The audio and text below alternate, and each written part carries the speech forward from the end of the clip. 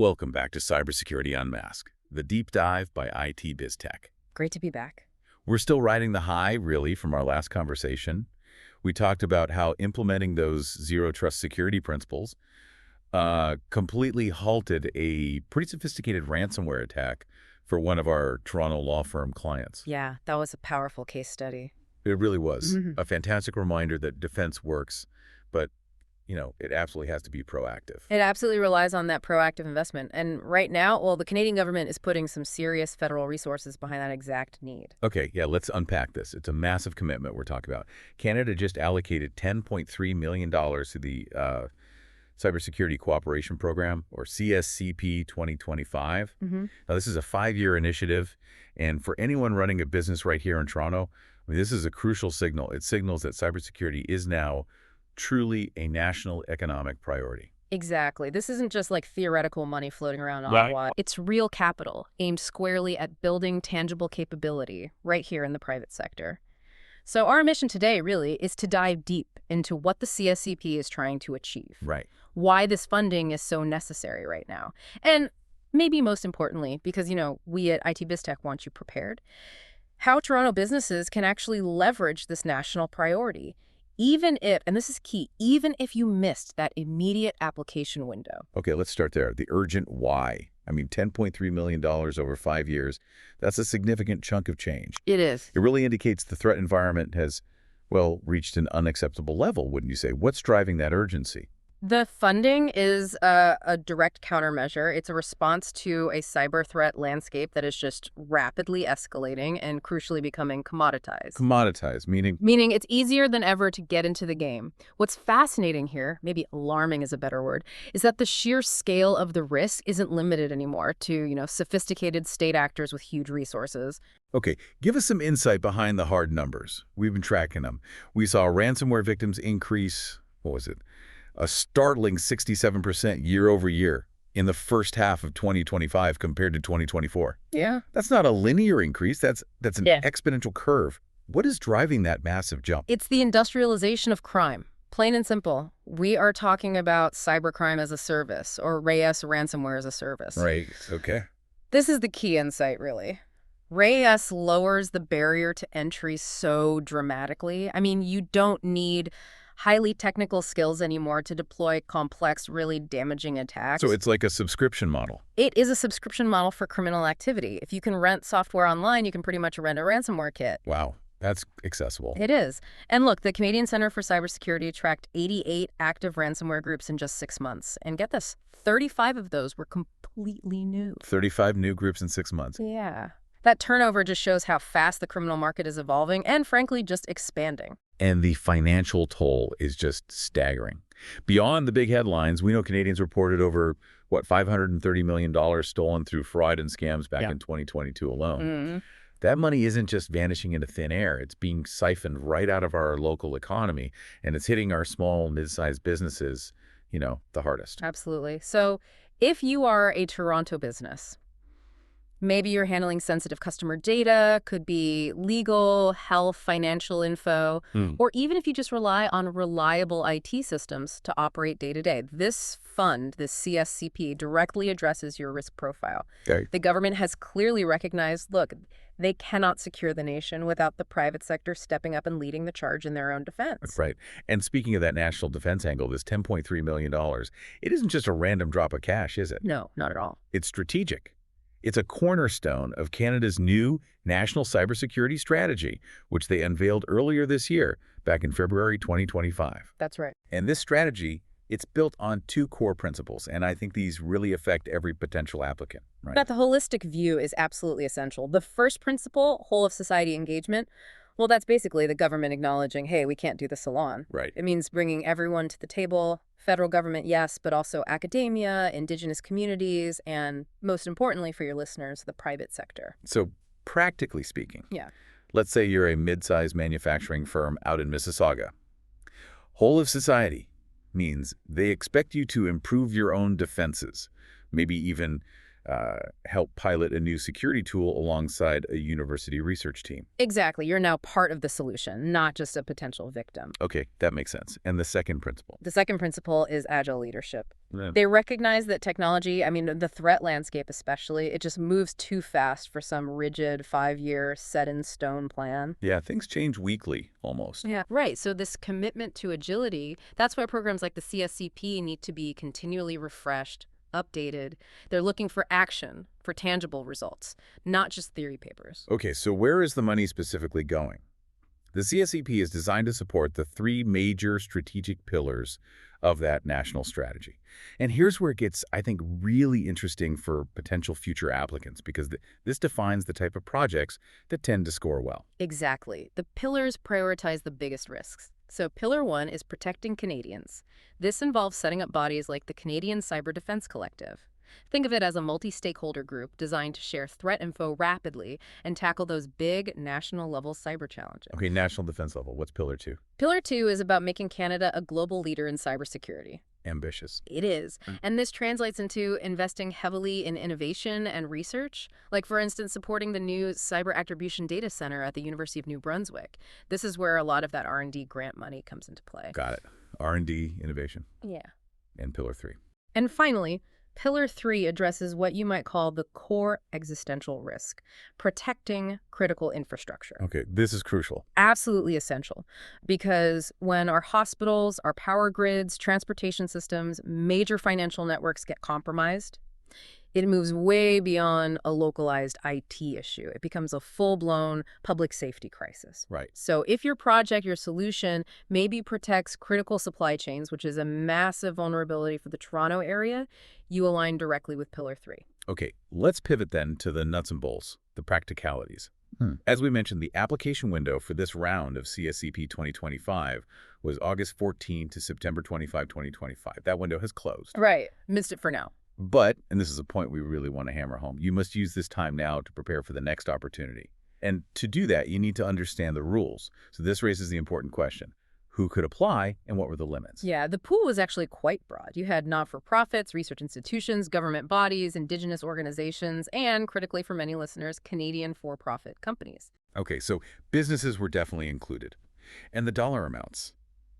What kind of funding could Toronto businesses have been aiming for? Well, nonprofits, academia, and government bodies, they could request up to $300,000 per year per project. Wow, substantial. Yeah. For-profit companies were eligible for a maximum of $150,000 per year for grants or $100,000 per year for contributions. Still, that's pretty significant for, say, piloting a major security upgrade or maybe developing an internal training platform. Okay, $150,000 is great, no question. Yeah. But let's address maybe the biggest blocker we often see with government funding programs, the stacking limit. Ah, yes. The match requirement. Exactly. Yeah. Total government funding cannot exceed 75% of your total eligible project costs. That means you, the applicant, need to put up a minimum 25% match.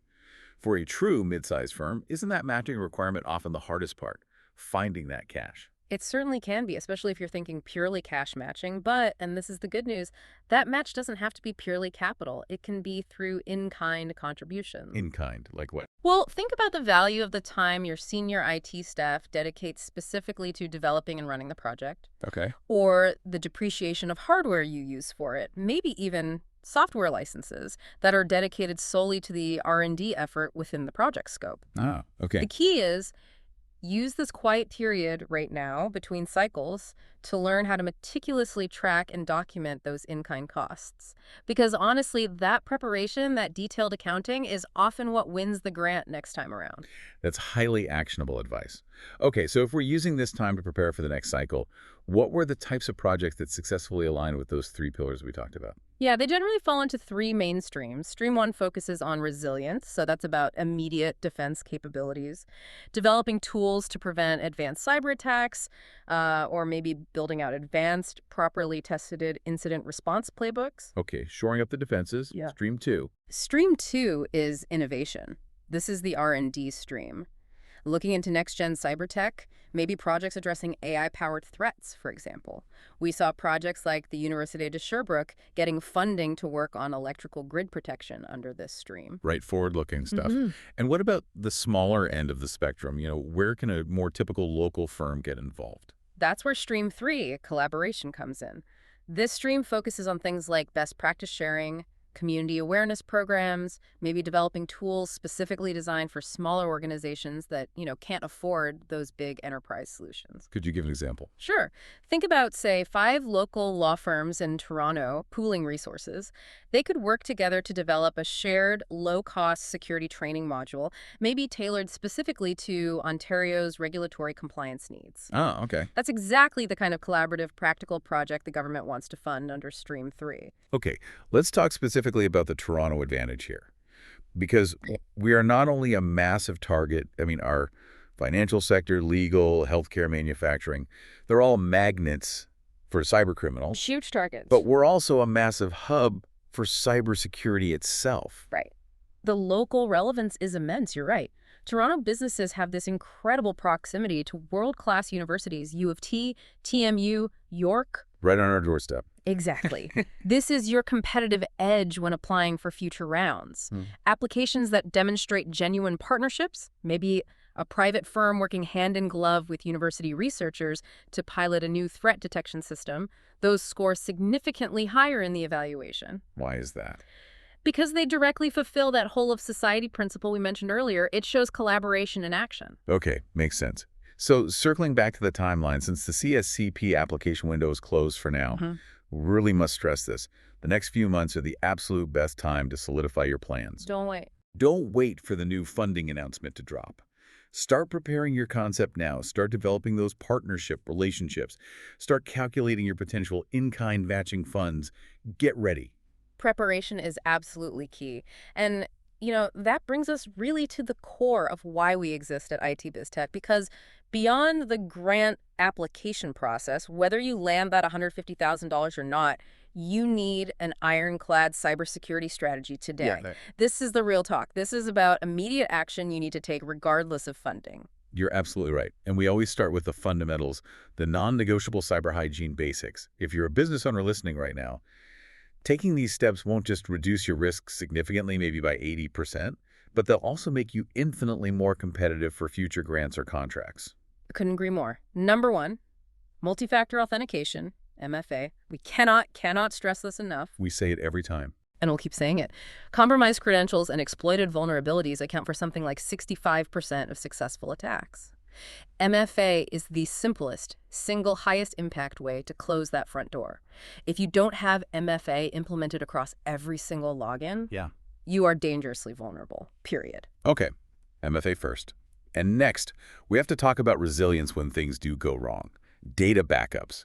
Specifically, implementing and, importantly, testing the 3-2-1 rule. Can you explain that clearly for our listeners? Sure. The 3-2-1 rule is basically your backup blueprint. It means you need 3 distinct copies of your critical data. 3 copies. Stored on at least 2 different types of media. Think maybe cloud storage and a local disk array. Okay, 2 different media. And crucially, with one of those copies stored completely off-site, physically separate from your primary location. Got it. 3-2-1. But the critical part people miss. You must regularly test the restoration process. If you can't quickly and reliably recover data from an isolated backup, well, then that backup is essentially useless when you actually need it. Test your backups. Absolutely crucial. We also strongly recommend leveraging the Cybersecure Canada program. For a small to medium-sized business, an SME, why is that free certification so valuable? It provides a free, structured, government-endorsed baseline security framework. It's an immediate competitive differentiator. How so? Think about it. If you're bidding on a contract, especially with larger organizations or government, and you can show you have a Cybersecure Canada certification, you instantly demonstrate a foundational security posture that your competitors likely lack. It signals professionalism, diligence, accountability. Okay, good point. It shows you're taking it seriously. Yeah. And this all connects back to that bigger picture. The cost of doing nothing. We've seen those stark studies showing that, 60% of small businesses close their doors within 6 months of a major cyber attack? It's not just financial risk at that point. It's truly existential risk for many SMEs. Yeah. And we can't ignore the regulatory risk right here in Ontario. Failure to comply with mandates like PIPEDA, that's the federal privacy law, or Ontario's own FIPA, which governs personal health information. Well, that can result in significant fines Good fines. and often mandatory public disclosure of the breach. If your client data is exposed, your reputation is immediately damaged, and then your bottom line gets hit again with compliance penalties. A strong security posture isn't just good practice anymore, it's basically a compliance requirement. So let's summarize this deep dive then. Canada is funding resilience through programs like CSCP because the threats are undeniably accelerating. We've got ransomware up that staggering 67%, fueled largely by ransomware as a service. Which lowers the barrier for criminals. Exactly. And we also have sophisticated nation-state actors, countries like China, Russia, Iran, actively targeting Canadian intellectual property and critical infrastructure. Which is precisely why we at IT BizTech are here. We help Toronto businesses move beyond just, fear and uncertainty. We can assess your current posture, we can build practical security roadmaps that align perfectly with these national funding priorities, and we can get you genuinely prepared for the next grant cycle. But the message is clear. Don't wait for that next announcement to start defending yourself. Start today. Start with MFA. Start with implementing and testing your 3-2-1 backup strategy. Those are actions you can take right now. Absolutely. When the financial risk is this high, when the regulatory stakes keep rising, the question really isn't, can we afford to invest in cybersecurity? No, the real question is, can we possibly afford not to? Well said. Thanks for tuning in to Cybersecurity Unmasked by IT BizTech. We're here to help you understand the risks and get ahead of the threats. Stay safe, stay secure, and until next time.